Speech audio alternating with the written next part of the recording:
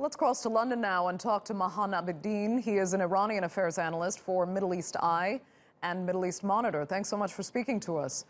First, do you think U.S.-Russia cooperation in Syria, the way Bolton describes it, is really possible? Would Russia turn its back on Iran in that way?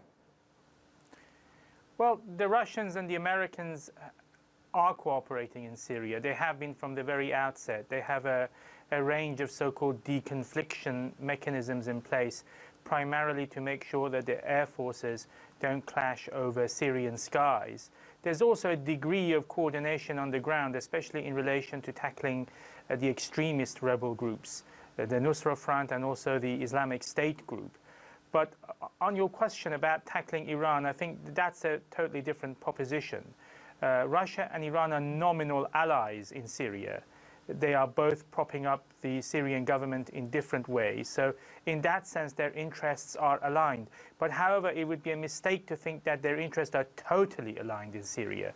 For example, the Russians are not at all happy about the deployment of Iranian forces in certain parts of Syria, especially near the Israeli-occupied Golan Heights in the southwest, and also the fact that the Iranians appear to have a very long-term time frame in mind in terms of staying in Syria, that the Russians would like the Iranians to vacate at some point. Of course, the Russians themselves are going to stay forever.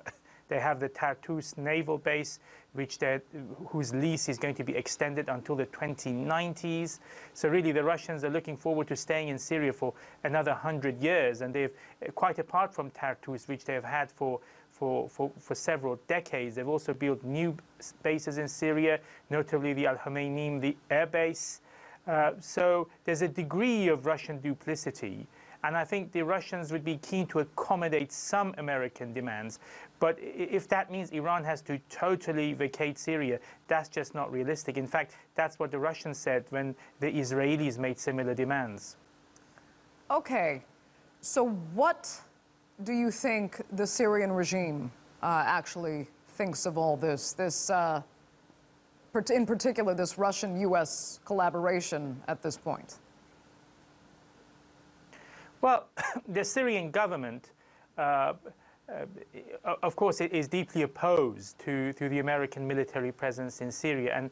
And let's not forget that presence is, strictly speaking, illegal, because it's a form of occupation, since the Syrian government hasn't given consent to the Americans to deploy in Syria. By contrast, the Syrian government has given consent to both Russia and Iran to deploy forces on Syrian soil.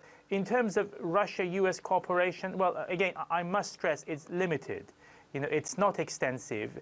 The Syrians would not necessarily be so concerned if it's limited to areas of which do not arouse a lot of sensitivity. For instance, tackling extreme rebel groups, negotiating over America's cooperation with the Kurdish forces, the so-called Rojava state. You know, and also I think the Syrian government takes heart from the actual reality on the grounds, and the fact that the Americans appear to have accepted that the Syrian government has prevailed in the civil war phase of the war. The Syrian government over the past couple of years has slowly but steadily retaken lost ground. It now has almost full control over the country, apart from the areas controlled by the Kurds, large swathes in the northeast, a pocket in Idlib province, and very, very small pockets now in the south and southwest. And I think even those areas are going to go back to government control at some point. Okay, Mahan Abedin, very unfortunately, we're going to have to leave it there. Thanks so much for sharing your insight.